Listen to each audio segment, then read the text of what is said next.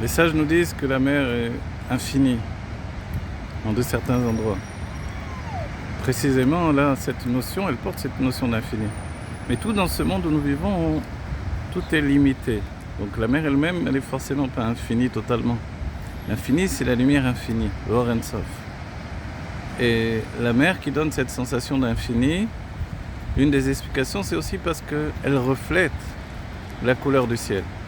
La couleur, ce sont les sentiments, et le ciel est porteur de sentiments. Les deux, la mer et le ciel, sont deux niveaux on va dire, d'évacuation de la personnalité humaine. C'est-à-dire un moyen de permuter, d'aller vers le divin, d'aller vers ce qui nous dépasse. Et c'est le secret du fil d'azur, du fil Techelet, ce bleu si particulier des tzitziot. On a dans le tzitzit les franges que l'on porte sur le vêtement juif.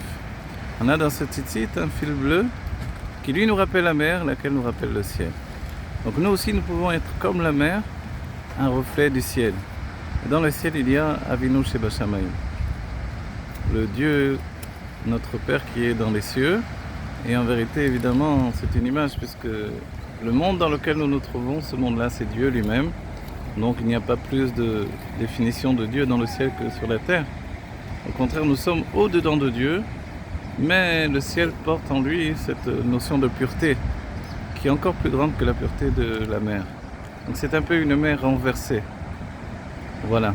Et c'est pour ça que nous portons ce tzitzit bleu, pour se rappeler de toutes les mitzvot, savoir que ces mitzvot sont des mitzvot qui viennent de Dieu. Ils sont comme la couleur de la mer, un reflet de la volonté divine.